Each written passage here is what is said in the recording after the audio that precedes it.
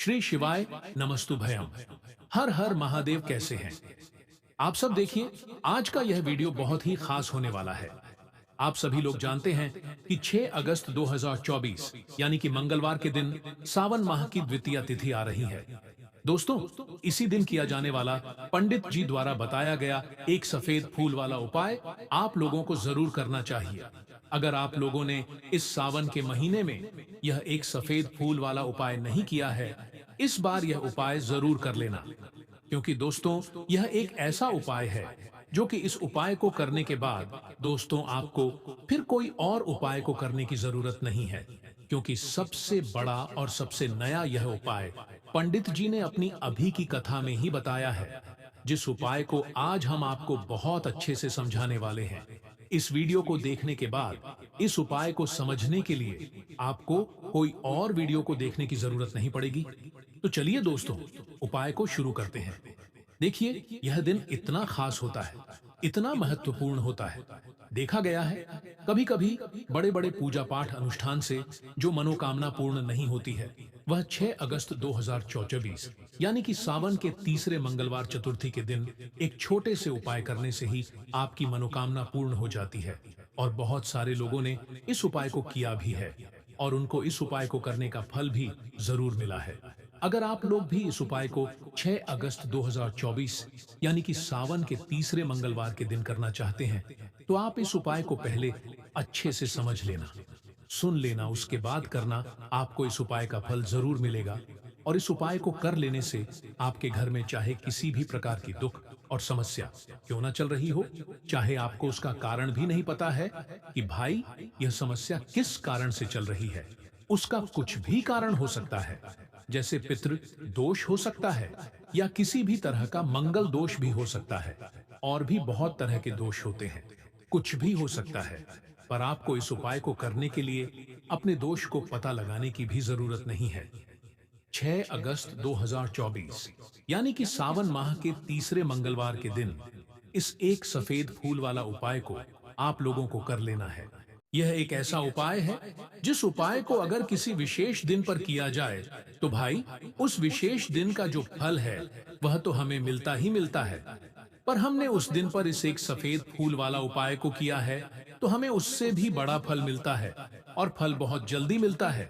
क्योंकि आप इस उपाय को बहुत ही बड़े और विशेष दिन पर कर रहे हो।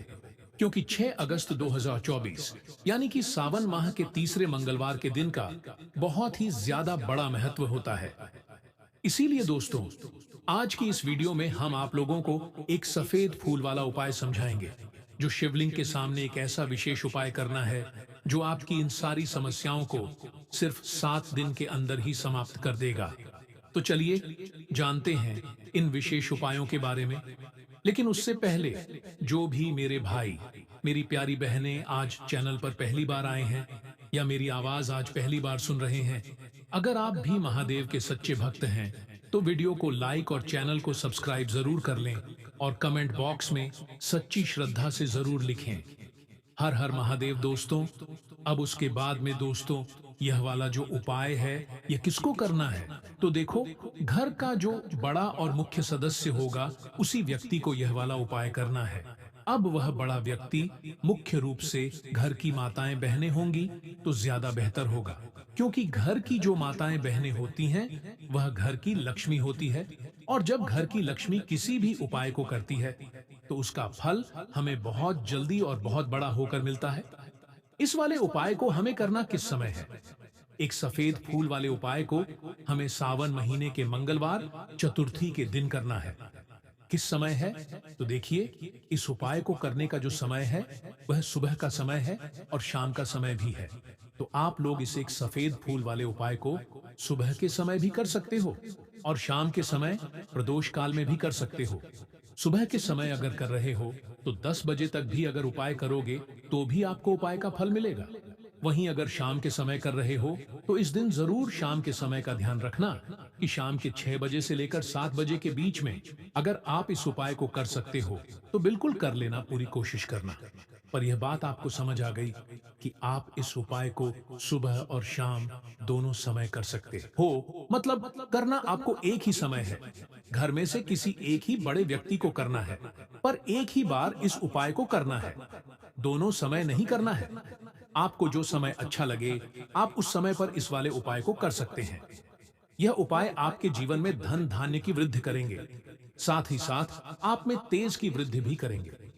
अगर आप अपने व्यापार में या नौकरी में किसी कारणवश अगर रुके हुए हैं, आपको सफलता प्राप्त नहीं हो पा रही है, तो आप सफल भी होंगे और साथ ही साथ आपकी सारी समस्याओं और संकटों का अंत भी होने वाला है। तो चलिए जानते हैं पूज्य गुरु जी द्वारा बताए गए अपने सबसे पहले खास उपाय के बारे में। इस उपाय के लिए आपको सबसे पहले ले लेना है एक सफेद रंग का फूल। देखिए, सफेद रंग का फूल महादेव जी को बहुत ही प्रिय होता है, इसीलिए आपको सिर्फ एक सफेद रंग का फूल ले लेना है। अगर आपके पास में सफेद रंग का फूल नहीं है, तो आप शिवलिंग के ऊपर चढ़े हुए सफेद रंग के फूल को उठाकर इसे जल से शुद्ध करके आप इसका फिर से इस्तेमाल शिवलिंग पर कर सकते हैं। बस आपको ध्यान रखना है कि सफेद रंग का फूल जो आप ले वह केतकी का फूल नहीं होना चाहिए, और आप कोई भी सफेद रंग का फूल उसकी जगह पर ले सकते हैं। फिर इसी के साथ आपको एक चावल का दाना ले लेना है। इसी के साथ आपको एक बेल पत्र ले लेनी है। अगर आपके पास में बेल पत्र भी नहीं है, तो शिवलिंग के ऊपर चढ़ाए हुई बेल पत्र को उठाकर आप इसे जल से शुद्ध करके इसका फिर से इस्तेमाल शिवलिंग पर कर सकते हैं। फिर आपको सबसे आखिरी में एक लोटा जल ले लेना है। लोटा आप तांबे का लेंगे और जल हमेशा की तरह आपको अपने घर के किचन से ही लेना है। अब यह सारी सामग्री लेकर के आपको पहुंच जाना है शिवालय। पूज्य गुरु जी ने कहा है कि इस उपाय को आप शाम को प्रदोष काल में करना चाहे तो अति उत्तम रहेगा। अब देखिए, अब जो यह तीनों सामग्री आपके पास में है, इनको लेकर के आपको पहुंच जाना है शिवालय, और एक बेलपत्र को ले गए हैं, और एक चावल का दाना जो आपके पास में है, और एक सफेद रंग का फूल जो आप साथ में लेकर गए हैं। इन तीनों सामग्रियों को एक एक करके आपको इसी एक लोटे जल में डाल देना है। यह तीनों सामग्री आप शिवलिंग के सामने ही इस एक लोटे जल में डालिए। अब आपका यह एक लोटे जल का मिश्रण तैयार हो गया। अब इस एक लोटे जल के मिश्रण को आप धीरे धीरे शिवलिंग के ऊपर समर्पित करते जाएंगे और लगातार ओम नमः शिवाय या श्री शिवाय नमस्तु भयम दोनों में से किसी भी एक मंत्र का आप स्मरण करते जाएंगे। पूज्य गुरु जी ने कहा है कि जल आपको बिल्कुल धीरे धीरे समर्पित करना है, और जल अर्पित करते हुए आप कम से कम 108 बार इस मंत्र का आप स्मरण जरूर कर लें। आप चाहे तो श्री शिवाय नमस्तुभ्यम मंत्र का स्मरण कर लें, और चाहे तो ओम नमः शिवाय मंत्र का स्मरण कर ले। इसके बाद जलाधारी से जो जल बह करके नीचे गिर रहा है, उसको थोड़ा सा आपको किसी पात्र में इकट्ठा कर लेना है। आप चाहे तो इस खाली लोटे में भी इस जल को इकट्ठा कर सकते हैं, और महादेव जी से अमृत स्वरूप आपको प्राप्त कर लेना है। देखिए, महादेव जी से आपको अपनी सभी समस्या बोल देना है, तो आपकी जो भी मनोकामना हो, उस मनोकामना को स्मरण करते हुए आपको इस जल को महादेव जी से अमृत स्वरूप प्राप्त कर लेना है, और यह जल आपको लेकर के अपने घर को चले आना है। अब अगर आपके घर में लड़ाई झगड़ा बहुत होता है, तो आप इस जल का आचमन अपने पूरे घर के प्रत्येक कोने में कर दीजिए। यानी कि इस जल का छिड़काव आपके घर के प्रत्येक कोने में आपको कर देना है। बस आपको किसी भी अशुद्ध जगह पर इस जल का छिड़काव नहीं करना है, और घर के हर कोने में इस जल का आपको छिड़काव कर देना है। साथ ही साथ आप थोड़ा सा आचमन खुद कर लीजिएगा, और घर के अन्य सदस्यों को भी इस जल का आपको आचमन करवा देना है। फिर इसी के साथ अगर आप अपने व्यापार में सफलता को प्राप्त करना चाहते हैं, या फिर नौकरी में सफलता को प्राप्त करना चाहते हैं, तो आप जिस भी जगह, या फिर अगर आपके व्यापार में घाटा हो रहा है, तो आप इस जल का अपने व्यापार वाली जगह पर इसका छिड़काव भी कर देंगे। फिर आपके जीवन में किसी भी प्रकार की अगर समस्या है, तो आप इस जल का आचमन खुद कर लेंगे। पूज्य गुरु जी ने कहा है कि जो भी इस जल का छिड़काव अपने घर में कर लेता है या स्वयं आचमन कर लेता है, तो उसके जीवन की वृद्धि मनोकामना भी महादेव जी की कृपा से बहुत ही जल्द से जल्द परिपूर्ण हो जाती है। अब जानते हैं पूज्य गुरु जी द्वारा बताए गए अपने दूसरे खास उपाय के बारे में। देखिए, यह उपाय भी आपके जीवन में संकटों को प्राप्त करके धन, व्यापार, नौकरी, इन सब को अच्छी तरीके से चलाने के लिए इस उपाय को आपको जरूर करना चाहिए। इस उपाय के लिए सिर्फ और सिर्फ आपको एक दीपक ले लेना है। दीपक आप चाहे तो मिट्टी का ले सकते हैं या फिर अपने घर पर शुद्ध आटा मण करके उसका दीपक आप तैयार कर सकते हैं। इस दीपक में आपको लंबी रुई की बत्ती का प्रयोग करना है। पूज्य गुरु जी ने अपनी शिव महापुराण की कथा में कई बार बताया हुआ है कि लंबी रुई की बत्ती का प्रयोग जब भी हम लोग करते हैं तब हमें अपने जीवन में धन धान्य की प्राप्ति होती है, हमारे वंश में वृद्धि होती है और हमारे जीवन में तरक्की हमें प्राप्त होना शुरू हो जाती है। आपको लंबी रोई की बत्ती का ही प्रयोग करना है और इस दीपक में आपको घी का इस्तेमाल करना है। आपको शुद्ध देसी घी का ही इस्तेमाल इस दीपक में करना है। इसी के साथ आपको थोड़े से चावल के दाने ले लेने हैं। अब यह सारी सामग्री लेकर के आपको पहुंच जाना है किसी भी बेलपत्र वृक्ष के नीचे। अब देखिए, दीपक जो आप लेकर गए हैं उसको सबसे पहले आप इस बेलपत्र वृक्ष के नीचे आपको रख देना है।